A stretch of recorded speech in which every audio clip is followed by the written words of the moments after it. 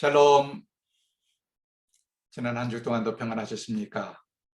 오늘 우리는 마침내 예수님의 공생의 마지막 부분을 공부하게 됩니다. 마지막 네 번째 유월절을 예루살렘 성전에서 지키시는데, 이제는 어떻게 지키시는가? 이 유월절에 붙잡히셔서 유월절 희생양이 되십니다.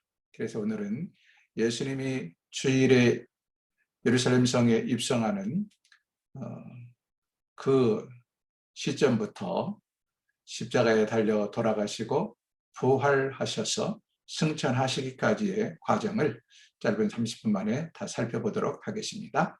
함께 기도합니다. 거룩하신 하나님 아버지, 이제 오늘 우리는 예수 그리스도께서 이 땅에 오신 목적을 성취하기 위하여 예루살렘 성에서 입성하셔서 유월절 어린 양으로 십자가에 못 박혀 달려 돌아가시고 모든 인류의 죄를 대속하시고 부활하여 승리하시는 모습을 공부하게 됩니다.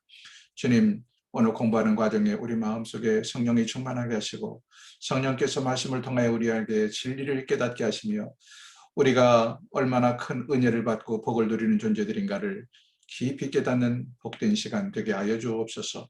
우리 주 예수 그리스도 이름으로 기도하옵나이다. 아멘. 오늘은 사실 예수님께서 예루살렘 성에 입성하셔서 한 주를 보내시기 때문에 특별한 지도로 보여드릴 것은 없습니다. 자, 예수님께서 이제 죽으시기 위해서 마지막 유월절을 지내기에 예루살렘 성에 입성을 하십니다. 그리고는 거기서 주일날 입성을 해요. 그래서 금요일날 십자가에 달려 돌아가시기까지 한 주간의 사역들이 어떻게 진행이 되는가. 그리고 돌아가신 다음에 부활하신 다음 예수님은 누구누구에게 나타나시는가, 여기까지를 짤막한 시간에 살펴보도록 하겠습니다. 그래서 오늘은 지도보다는 도표로 주로 보겠습니다. 주일 예루살렘 성에 입성하지요. 이것을 우리는 보통 종려주일이라. 왜 종려주일이라고 말합니까?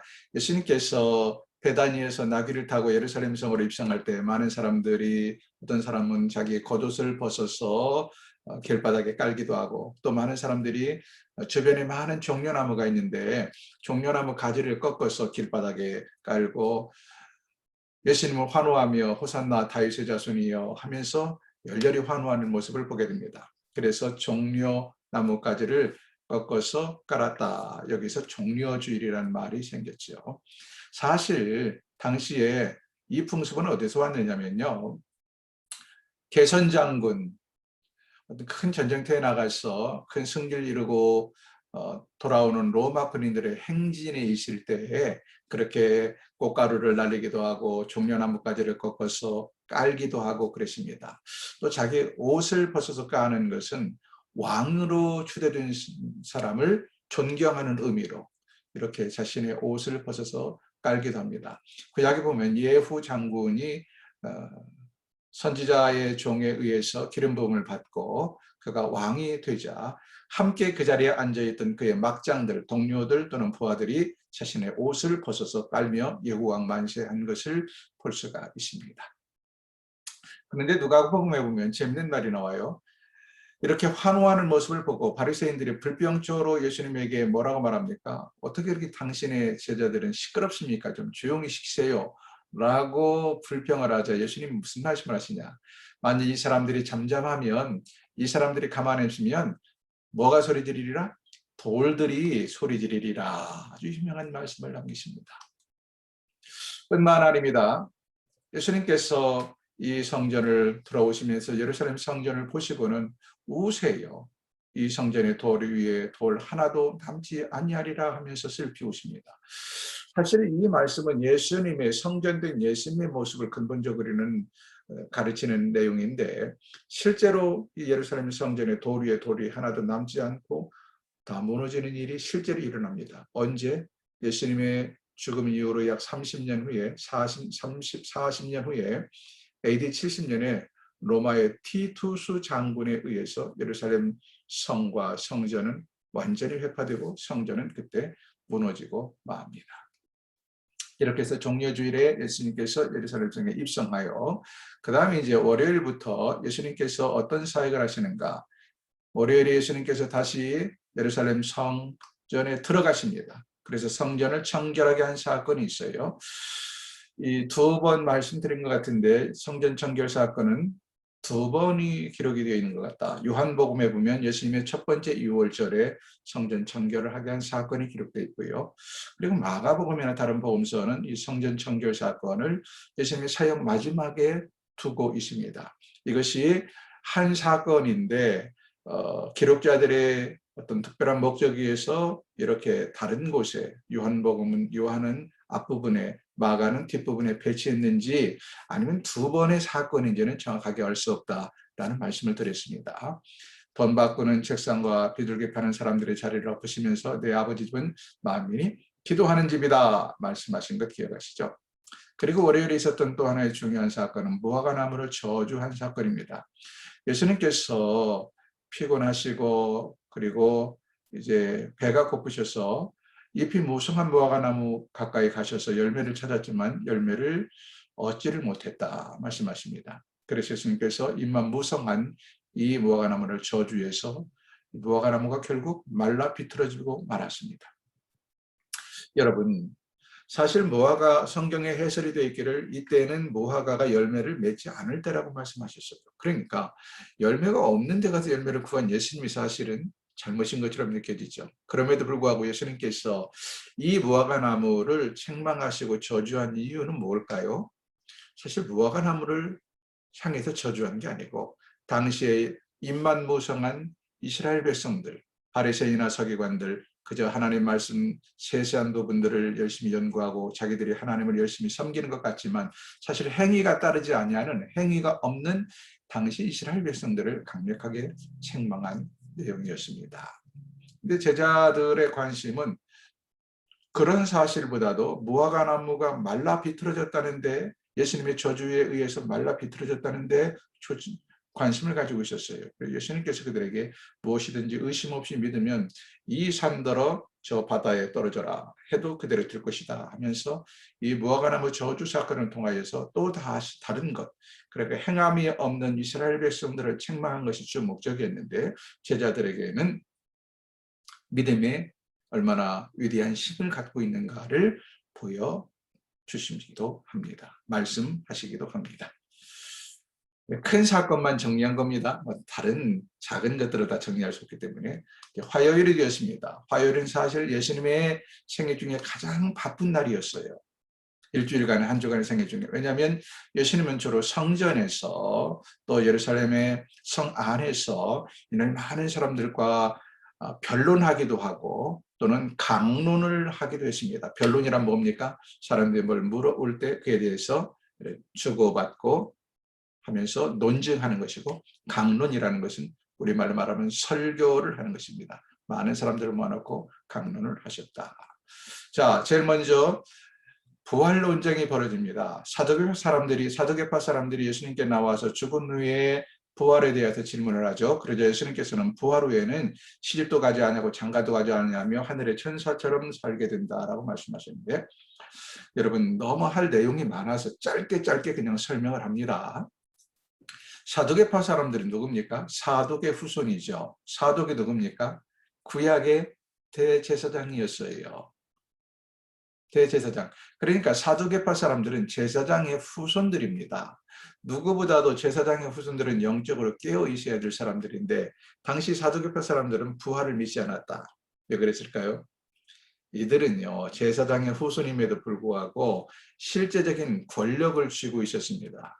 로마의 정부와 총독이나 로마의 정부와 결탁해서 실제적인 권력을 쥐고 있었다. 사내들은 공의에 두 양대 세력이 있었습니다. 하나는 바리새파 사람들이고 하나는 사두개파 사람들이에요.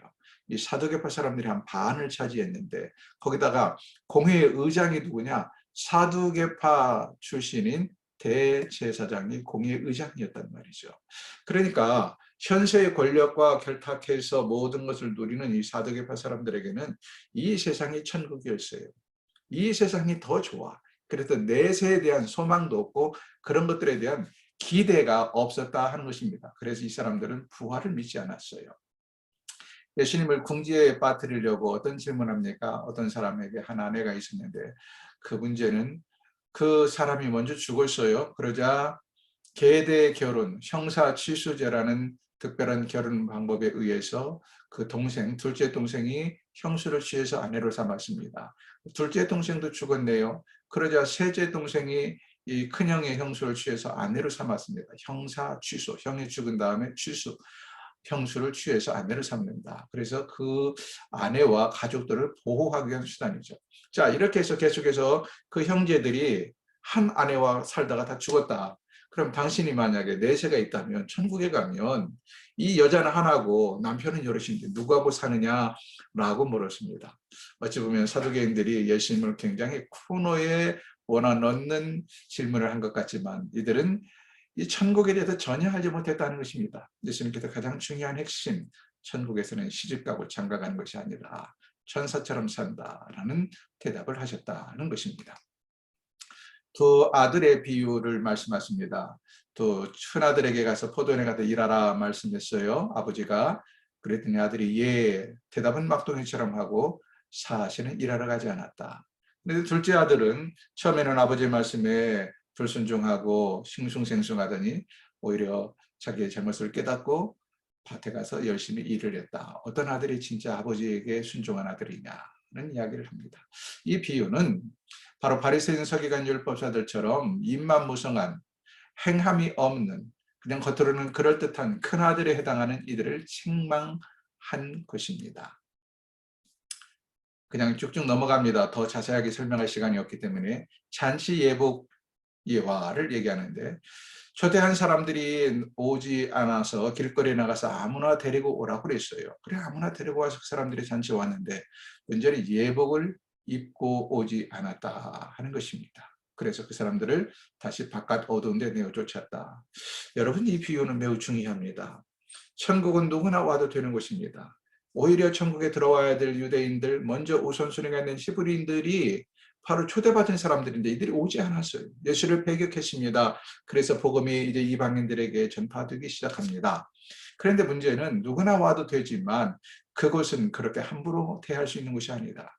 예복을 입고 들어가야 된다. 무슨 말이냐? 예수 그리스도의 보혈의 피를 통해서 자격을 갖춘 자만이 들어갈 수 있다 하는 이야기를 하고 있는 것입니다. 포도밭 소장농의 비유가 나오는데요. 어느 주인이 농부들에게 소작을 주었어요. 포도밭을. 그리고 수확을 받아 오도록 하기 위해서 종을 보냅니다. 1차 종을 보냈습니다. 그랬더니 종을 때려서 그냥 보낸 거예요. 수확물을 주지 않고 세를 내지 아니하고 둘째 종을 보냈습니다. 여전히 때려 그냥 보냅니다. 셋째 종을 보냈습니다. 여전히 때려 보내거나 죽였어요. 여기 죽였다고 되어 있네요. 죽였네요. 보낸 것은.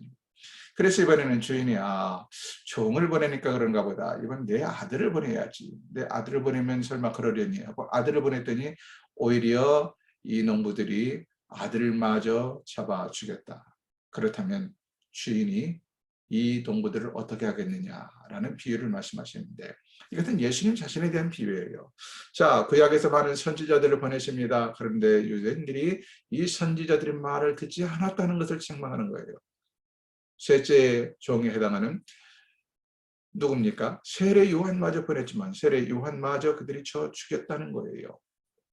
그래서 아들인 예수님이 이 땅에 오셨지만 그들은 예수님마저 지금 십자가에 매달아 죽이려고 하고 있다는 사실을 예수님께서 말씀하고 있는 것입니다. 그러나 들을 끼는 자는 듣고 깨달아야 되는데 이미 마음이 완악해진 이 유대의 지도자들은 전혀 이 예수님의 이런 말씀에 대해서 죄책감을 느끼거나 깨닫지를 못했습니다. 가이사에게 세금 바치는 문제가 거론이 되는데요. 이건 역시 예수님을 궁지에 몰아넣기 위해서 성과 속을 구분을 안 하고 무슨 말이냐? 정치와 종교를 묶어가지고 예수님을 위기에 몰아넣으려고 하는 거예요. 당시 로마 제국의 지배를 받고 있었죠. 로마 제국은 이스라엘 백성들에게 세금을 내도록 했어요. 그러니까 그 세금을 내는데 동전에 화폐에 가이사의 흉상이 새겨져 있습니다. 예수님께 와서 로마 제국이 우리를 이렇게 압제하는데 세금을 내는 것이 맞느냐? 황제에게 세금을 많은 것이 정당하느냐고 물어요. 만약에 세금을 내지 마라 하면은 예수님은 로마 제국에 반역하는 자가 될 것이고요. 세금을 내라 그러면 어떻게 됩니까? 지금 세금을 내고 지배를 받고 있는 이스라엘 백성들의 마음이 부글부글 끓어오르고 있는데 그에 대한 적대감을 불러일으키겠죠. 예수님께서 동전 하나를 가지고 와라. 동전을 보여주면서 이게 누구의 흉상이냐? 가이사의 흉상이 새겨져 있었거든요. 가이사의 것은 가이사에게, 하나님의 것은 하나님께 드리라 하면서 정치와 종교를 딱 분리합니다. 그래서 이스라엘 백성들이 기대하는 현세적인 메시아, 어떤 폭동을 일으키는 메시아로서의 기대를 가지고 있는 것도 일축을 시켰고, 그러나 예수님은 이 세상의 왕이 아니라 더 큰 하늘나라의 왕인 것을 그들에게 분명하게 입증하셨습니다. 마지막 시대의 징조에 대해서 예수님께서 가르치시는데, 마지막 때는 거짓 그리스도와 거짓 예언자들이 출현하고 멸망에 가증한 것이 거룩한 곳에 서게 된다. 해가 어두워지고 달이 빛을 잃고 구름을 타고 인자가 올 거라는 말씀을 하시면서, 그러나 이것들이 다 뭐라고 말합니까? 말세가 다가왔다는 징조이다. 징조. 그러니까 깨어있어라 하는 이야기를 하고 있습니다. 그러나 함부로 그들을 따라가지도 말라라는 경고도 함께 하십니다. 그러면서 이런 것들은 무화과나무를 빗대서 말하는데요. 무화과나무는 여름이 가까워지면요, 남은 가지가 연해지면서 거기서 잎이 나와요. 그러니까 이스라엘 백성들은 무화과나무 가지가 연해지고 잎이 나오면 이제 무더위가 시작되는구나, 여름이 가까우는구나, 그걸 알았다는 것이죠. 이것처럼 이런 징조들이 나타날 때 말세가 다가왔구나 하는 것을 깨닫고 더욱더 깨어 있어라 하는 말씀을 하신 겁니다. 7번째, 바리새인들의 행동은 본받지 말라. 바리새인들은 입만 무성한 무화과나무 같아요. 그러니까 그들의 말은, 그들의 가르침은 좋은 거니까 가르침대로 행하되 그들의 행동은 본받지 마라 는 말씀하십니다. 10처녀의 비유 잘 알죠? 10명의 처녀, 기름을 준비한 슬기로운 5처녀와 기름을 준비하지 않은 미련한 5처녀의 이야기가 나오는데, 그래서 결국 기름을 준비하지 않은 미련한 5처녀는 신랑이 왔을 때 잔치집에 참여하지 못하고 문이 닫히고 말았다. 우리에게 뭘 말합니까? 언제 예수님께서 재림하실지 모르는데 늘 깨어서 예수님 맞을 준비를 철저히 하고 살아가야 된다라는 것을 강조하십니다. 그 다음에 어떤 사람이 와서 가장 큰 계명이 무엇입니까? 말씀하실 때 예수님께서 말씀하시기를 내 마음을 다하고 목숨을 다하고 정성을 다하여 주 너희 하나님을 사랑하라. 이것이 첫째 되는 계명이요. 둘째는 그와 같으니 내 이웃을 내 몸과 같이 사랑하라. 이 두 계명이 온 선지자의 율법, 선지자의 가르침과 율법의 강령, 축소, 쪼린 것이다. 그러니까 성경의 가르침을 줄이면 하나님 사랑과 이웃 사랑이라 이렇게 말할 수 있습니다. 그런데 하나님 사랑을 뭐예요? 100%, 99.1%도 아니고 100% 전심으로 하나님을 사랑하는 것이고요. 이웃 사랑은 내 몸과 같이, 내 몸과 같이입니다. 너를 먼저 챙기고가 아니라 내 몸과 동일하게 이웃을 사랑하라.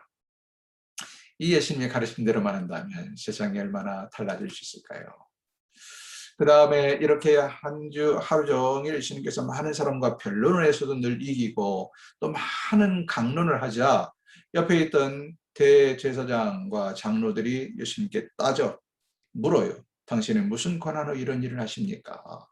성전에도 지금 당신이 무슨 권한으로 이런 것을 가르치시고 이런 일을 행하십니까? 묻자 예수님께서 그들을 궁지에 몰아넣습니다. 그럼 나도 너에게 한 가지 물어보겠다. 요한의 세례가 하늘에서부터 온 것이냐 사람에게서 온 것이냐 질문을 하지요. 그러자 대제사장과 장로들이 고민을 하게 돼요. 왜냐하면 요한의 세례가 하늘로부터 왔다 그러면 하늘로부터 왔는데 왜 그 요한을 죽였느냐고 책망을 할 것이요. 또 요한의 세례가 사람에게서 시작됐다고 말하면 요한을 추종하는 많은 사람들이 또 반란을 일으킬 것이요. 그래서 대답하지 못하겠소 라고 말하자 예수님께서도 그럼 나도 너희에게 내가 무슨 권한으로 이 일을 하는지 말하지 않겠다 라고 그들을 오히려 더 궁지에 몰아넣습니다. 여러분, 10가지 화요일날 있었던 10가지 논쟁과 강론을 정리했는데 이 외에도 많은 말씀들을 하시고 화요일을 매우 바쁘게 지내신 하루입니다. 이런 일을 통해서 이제 예수님께서 장차 죽으실 것을 위해서 삶을 정리하시는 것이죠. 그래서 사실은 그 다음날 수요일 날은 아무 일도 행하지 않습니다. 수요일에 대한 기록이 전혀 없어요. 좀 목요일로 넘어가죠. 왜냐하면 예수님은 아마도 화요일을 그렇게 늦게까지 강론하시고 변론하시고 사역을 정리하시다가 수요일은 하루를 쉬셨던 것 같아요. 이제 이틀 후에 십자가를 지게 될 거에 대해서 깊이 묵상하며 아버지 하나님과 깊은 대화를 하며 하루를 정리하며 보내셨던 것 같습니다. 그리고 이어서 목요일이 되었습니다. 내일은 십자가를 지게 되는 날이에요. 그래서 목요일 날 무엇보다도 저녁에 만찬을 하죠. 제자들을 모아놓고 최후의 만찬을 합니다. 우리가 잘 아는 것처럼 여기서 세례식이 시작이 됩니다. 성만찬하면서 세례식을 예수님께서 성찬식을 거행을 하시죠. 뿐만 아니라 세족식도 하셨습니다. 제자들의 발을 하나씩 씻기면서 내가 행한 것 같이 너희도 행하도록 하기 위하여 본을 구했노라. 그 예수님은 끝까지 제자들을 사랑하시되 삶을 통해서 그들에게 제자의 도를 가르치셨고 어떻게 살아야 되는가를 보여주셨습니다. 그리고 나서 예수님의 팔 가룟 유다와 베드로가 부인할 것까지 말씀을 하셨다. 예수님의 팔 가룟 유다, 이 접시에 이 그릇에 손을 넣는 자가 나를 팔리라. 너희 중에 하나가 나를 파는데 이 그릇에 손을 넣는 자가 팔리라는 말씀을 하셨어요. 그리고 베드로가 심지어 예수님을 3번씩 부인하실 것까지 말씀하십니다. 베드로는 그날 밤 그러잖아요. 절대로 나는 주님을 부인하지 않겠습니다. 너희가 나를 다 버리고 도망갈 것이다. 예수님 말씀하실 때 제자들이 참 심각했지요. 심각했지만 한편으로 화가 나는 거예요. 아니 주님, 우리가 3년씩이나 주님을 따라왔는데 지금 어떻게 주님께서 우리가 주님을 배반하고 도망갈 거라고 말씀하십니까? 섭섭합니다. 이 이야기거든요. 그래서 그 말을 베드로가 참고 참다 한마디 볼멘소리 한 겁니다. 주님, 다른 사람은 몰라도 나는 절대로 주님을 배반하지 않겠습니다. 그러자 우리 주님께서 베드로야 고맙다. 이렇게 등이라도 두드려지면 베드로가 얼마나 그래도 위로를 받고 신이 날까요? 오히려 우리 주님이 뭐라고 말씀하십니까? 베드로야 너는 말이야 닭이 울기 전에 3번씩이나 나를 부인할 놈이야. 이러니 베드로가 얼마나 속이 상했을까요? 한편으로 속이 상하면서도 한편으로 어떤 생각을 할까요? 주님 두고 보세요. 내가 주님을 부인하지 않은지 절대 내가 주님을 부인하지 않겠습니다 하고 더 속으로 주님을 부인하지 않겠다고 굳은 결심을 했겠지요. 그러나 그 이후로 몇 시간이 가지 않아서 베드로는 이 주님이 붙잡힐 때 도망가고 말고 심지어는 3번씩 부인하는 일이 벌어지게 되지요. 자, 이렇게 만찬을 하고 세족식을 한 다음에 예수님께서 겟세마네 동산으로 기도하러 가십니다. 겟세마네 동산, 감람산이라고 말씀하는데 감람산은 뭐고 겟세마네 동산은 뭐냐? 여러분 이렇게 생각하시면 됩니다. 우리가 설악산 할 때 설악산이 동네 뒷동산만한가요? 설악산 안에는 크고 작은 봉우리만 해도 얼마나 많아요. 뭐 내설악이라고도 말하고 요설악이라고도 말하고 이것처럼 감람산은 큰 산 전체를 말한다면 겟세마네 동산은 그 중에 일부 한쪽을 말한다고 생각하시면 이해하기 쉽습니다. 그러니까 감람산으로 올라가셨다는 말도 틀리지 않고 기도하러 겟세마네 동산에 가셨다는 말도 틀리지 않다 하는 이야기입니다. 겟세마네 동산에 올라가셔서 제자들에게 다 기도하라고 말씀하시고 그중에 3명의 제자를 특별히 선발해서 베드로와 야고보, 요한을 데리고 더 깊이 들어가십니다. 그리고는 또 3명의 제자들에게 너희는 여기서 나를 위해 기도해다오. 내가 지금 죽을 만큼 힘들다. 나를 위해 기도해다오. 부탁하고는 예수님은 거기서 좀 더 깊이 들어가셔서 기도하시지요. 땀방울이 핏방울이 되어서 이 땀구멍에서 보송보송 흘러나올 때까지 예수님께서 기도하셨다는 말씀을 성경에 말씀하고 있어요. 사람이요 정말 의학적으로 뭔가 엄청난 스트레스를 받으면 실핏줄이 터져가지고 이 땀구멍으로 실핏줄 터진 실핏줄에서 땀구멍으로 핏방울이 땀방울과 함께 송울송울 맺혀 나올 수가 있다라고 이야기를 합니다. 그런데 문제는 예수님 그렇게 기도를 하러 가서 한참을 기도하고 내가 보니까 3명의 제자들이 그냥 그 밖에서 그 산에서 그냥 쓰러져 자고 있는 거예요. 예수님께서 너희가 나를 위해 한시도 깨어 기도할 수 없느냐. 깨어 기도하지 않으면 시험에 든다. 시험에 들지 않게 깨어 기도하라. 깨어놓고 또다시 가셔서 기도하다 두 번째 나와보니까 또다시 제자들이 깊은 잠에 빠졌습니다. 또 그들을 깨워서 기도시켜놓고 세 번째 예수님께서 기도하시고 돌아와서 그들에게 말합니다. 이제는 됐다. 이제는 됐다.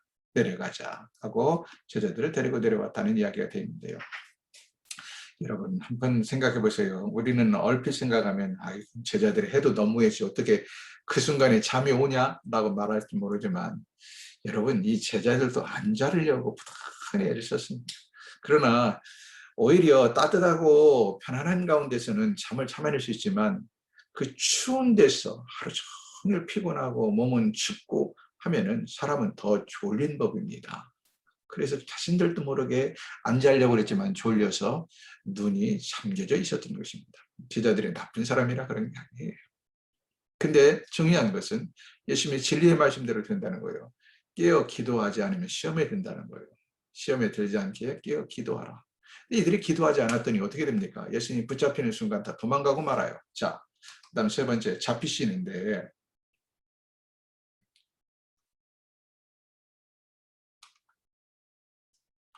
가룟 유다의 입맞춤으로 예수를 가르쳐주고 대제사장의 하속들이 예수님을 체포하려 하지요. 이때 베드로가 그때까지만 해도 자기가 예수님을 배반하지 않겠다고 말했던 것이 생각나서 그런지 의협심으로 그랬는지 칼을 빼서 대제사장의 하속인 말구의 귀를 자릅니다.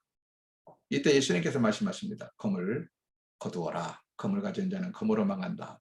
내가 하늘에 있는 12군단도 더 되는 천사를 불러서 이 사람들을 치지 못해서 그러는 줄 아느냐. 나는 아버지의 뜻을 이루기 위해서 잡혀야 하느니라 하고는 잡혀가신다 하는 이야기죠. 대제사장이 묻기를 내가 하나님의 아들 그리스도냐. 그자 예수님께서 내가 그다. 네가 제대로 말했느니라. 이제 인자가 권능의 우편에 앉는 것과 하늘의 구름타가 오는 것을 장차 너희가 보리라. 예수님의 재림을 말씀하십니다. 너희가 나를 십자가 못 박아 죽이겠지만 나는 다시 부활하고 승천해야 때가 되면 구름 타고 오는 것을 보게 되리라. 자, 여기 신문에 대해서 볼까요? 잡히시고 신문당하시는데 먼저 그러니까 목요일, 금요일 새벽입니다. 제 추측컨대 그저 한 너다섯 시, 늦어도 너다섯 시에는 내 4, 5시 정도에는 붙잡히지 않았나 싶어요. 제일 먼저 대제사장 안나스에게 끌려가서 신문을 받고 그 다음에 대제사장 가야바에게로 보내지죠. 원래 대제사장은 한 사람입니다. 한 사람이고 세습제죠. 그런데 그러니까 대제사장은 사독계열로 세습해서 내려오는 거였어요. 그런데 로마 제국의 지배를 받을 때는 이미 매관 매직이 이루어졌습니다. 그만큼 부패해서 돈을 주고 대제사장직을 사고 팔았다. 안나스가 엄청난 돈을 총독에게 주고 총독은 혼자 먹은 게 아니겠죠. 또 뭐 다른 사람에게 또 뇌물로 상납도 하고 나눠주기도 했겠죠. 아무튼 안나스는 뇌물을 통해서 대제사장직을 샀어요. 그러니까 안나스는 그 많은 돈을 어떻게 해요? 자기도 빼야 될 거 아니에요. 그래서 뭐 많은 부조리와 부정부패를 저지릅니다. 그래서 결국은 안나스가 파면을 당하고 말아요. 파면을 당하게 될 무렵에 그는 자기 사위였던 가야바에게 돈을 대주면서 이보게 가야바 나는 어쩔 수 없이 파면을 당하네. 이거 기정사실인데 자네가 내 뒤를 이어서 대제사장이 되게 내가 돈을 대줄 테니까. 그래서 돈을 대고 자기 사위였던 가야바가 대제사장의 직을 이어받게 말합니다. 그러니까 정확하게 말하면 전직 대제사장 안나스, 현직 대제사장 가야바가 되는 것입니다. 이해가 되시죠? 그래서 전직 대제사장 안나스에게 먼저 끌려갔다가 예비신문을 받고 그 다음에 현직 대제사장 가야바에게로 넘어간다. 이때 대제사장의 집들 앞에서 베드로가 3번씩이나 예수님을 부인하게 된다. 자, 그 전날 목요일 밤에 절대로 부인하지 않겠습니다. 예수님을 부인하리라. 경고하고 예고했지만 그들은 절대 부인하지 않겠습니다. 굳게 호언장담하고 굳게 마음을 먹었어요. 그러나 예수님께서 그 밤에 그들이 깨어 기도하지 않으면 시험에 된다고 말씀하셨음에도 불구하고 깨어 기도하지 못했고 아닌 게 아니라 그 다음날 새벽에, 금요일날 새벽에 예수님 붙잡힐 때 제자들은 다 도망가고 맙니다. 그랬다가도 베드로가 마음에 죄책감이 있어서 그런지 나중에 예수님이 어떻게 되는지 호기심도 있고, 그래서 이 대제사장의 집에까지 저녁이니까요. 새벽이니까, 깜깜한 새벽이니까 쉽게 눈에 띄지 않잖아요. 그래서 뒤에 슬그머니 따라옵니다. 따라와서 앉아 있다가 이 대제사장의 집에서 예수님을 3번씩이나 베드로가 부인했다 하는 이야기고요. 3번째 부인할 때 닭이 울어요. 닭이 울자 베드로가 불과 몇 시간 전에 예수님께서 네가 닭이 울기 전에 나를 3번씩이나 부인하리라 한 말씀이 생각나서 그가 심히 통곡하며 울었다라는 이야기가 성경에 기록됩니다. 이렇게 하고 이제 금요일 날 빌라도의 신문을 받습니다. 사실은 베드로 3번의 부인 대제사장에게 붙잡혀가 이것도 금요일 꼭두 새벽에 이루어진 일일 것입니다. 빌라도의 신문이 이루어지는데 아마 빌라도 역시 아침 9시 이전에 이른 시간부터 신문을 했던 것 같아요. 빌라도가 총독이었기 때문에 빌라도에게 끌려간 것입니다. 이미 대제사장과 장로들과 서기관들은 예수님을 죽여야 된다고 결정을 했어요. 그러나 사내들인 공회는 다른 것은 다 자체적으로 알아서 심판하고 벌을 줄 수 있는 권한이지만 사람을 사형을 집행할 수 있는 권한은 없었습니다. 그래서 총독에게 예수님을 끌어와서 신문을 받도록 하고 사형 언도해달라고 청원을 한 것입니다.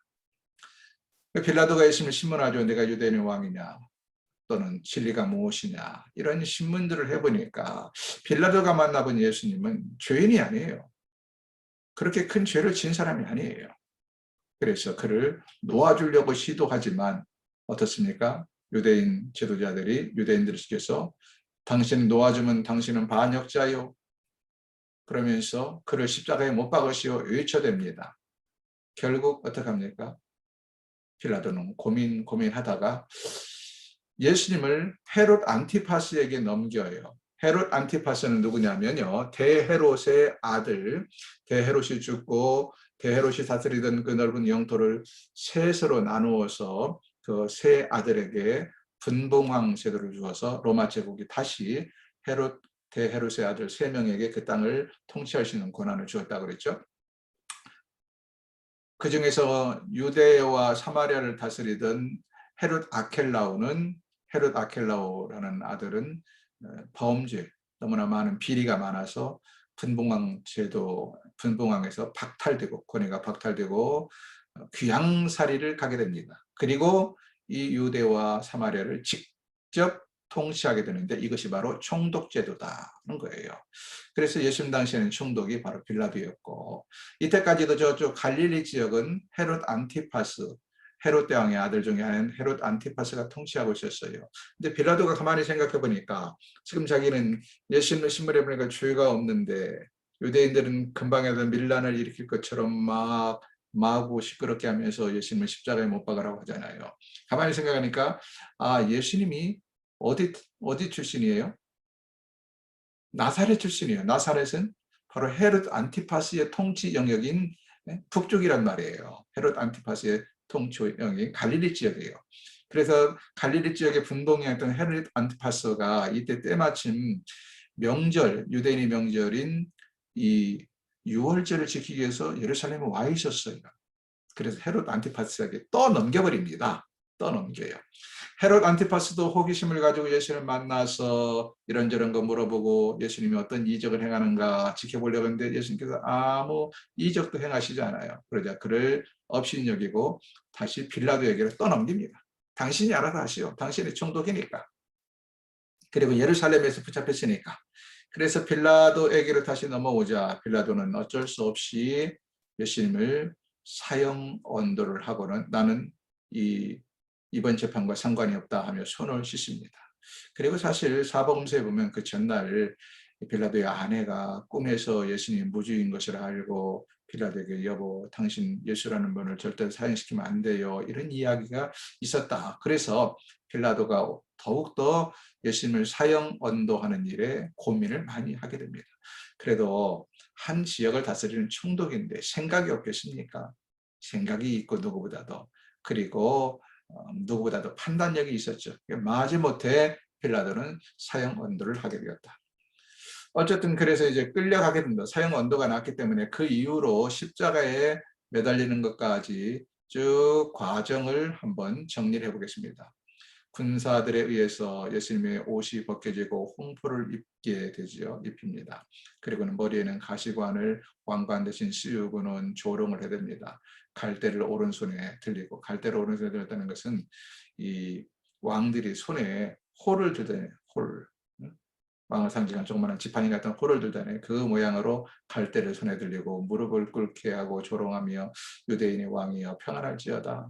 그러면 침을 뱉고 갈대를 빼앗아 머리를 치고 희롱을 한 후에 다시 홍포를 벗기고 도로 예수님의 옷을 입혀서 십자가에 못 박으려고 끌고 나갑니다. 근데 예수님은 너무나도 이미 그 전날부터 지쳐 있었기 때문에 십자가를 스스로 지고 갈 힘이 없어요. 그러자 가다가 구레네에서 온 시몬에게 대신 십자가를 지우죠. 이 구레네 시몬. 드릴 말씀이 많은데 구레네 시몬은 짧게만 말씀드리면 사실은 구레네에서 온 사람으로, 그러니까 예루살렘 시민이 아니에요. 유대인은 유대인이었지만 디아스포라 유대인, 흩어져 사는 유대인인데 명절을 지키기 위해서 왔던 사람입니다. 아마 신체가 건장했던 것 같아요. 그리고 얼굴이 더 검었기 때문에 눈에 띄었겠지요. 이 구레네 시몬에게 억지로 십자가를 지우게 했는데, 억지로 십자가를 진 구레네 시몬, 억지로 진 십자가지만 구레네 시몬의 아들 때의 복을 받았어. 복음 전도 사역을 위해 귀하게 쓰임을 받습니다. 사도행전에 그의 아들 이름이 기록이 되어 있어요. 십자가에 못 박은 다음에 쓸개 탄 포도주를 마시도록 하지만 예수님께서 거절하셨다는 이야기. 십자가에 못 박고는 유대인의 왕이라는 팻말을 십자가 위에 붙였다. 그리고는 지나가는 사람들이 예수님을 이제 조롱합니다. 성전을 헐고 짓는 자의 살 만에 짓겠다고 말한 자여, 네가 하나님의 아들이라면 너를 한번 내려와 봐라, 너를 구원하라 하면서 조롱을 해야 됩니다. 그리고 그 현장을 지켜보는 대제사장이나 서기관이나 장로들, 이 지도자들도 역시 저 사람이 남은 구원하였을 때 자기는 구원하지 못하는구나, 네가 지금 십자가에서 내려와 보라, 그럼 우리가 너를 믿겠다라고 하면서 빈정거리고 역시 조롱합니다.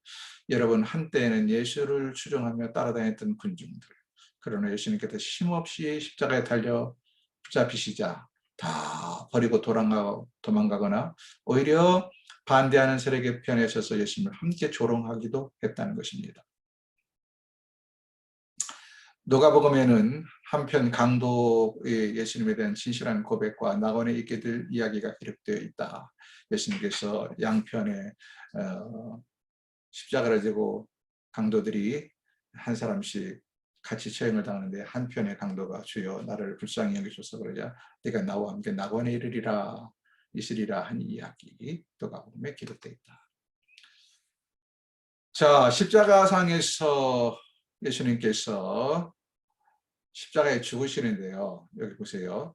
십자가에 그러니까 오전 9시에 매달립니다. 그러니까 아마 빌라도에게 사형 언도를 받는 시간이 6, 7시나 되지 않았을까 싶어요.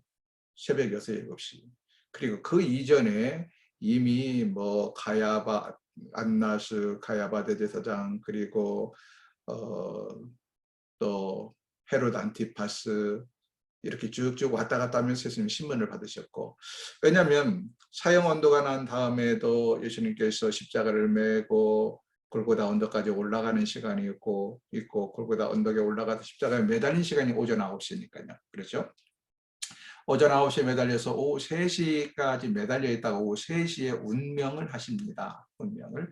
그러니까 십자가에 매달려 있는 시간은 약 6시간이 되겠습니다. 6시간. 그리고 또 성경에 보면 정오부터 12시부터 오후 3시까지 약 3시간은 흑암이 온 세상을 덮었다. 온 세상이라 그 지역이죠. 그 골고다 언덕 있는 하늘을 검게 덮었다라는 기록이 있습니다. 십자가상에서 예수님께서 7마디의 말씀을 하십니다. 그것을 가상칠언이라 말씀합니다. 가상칠언.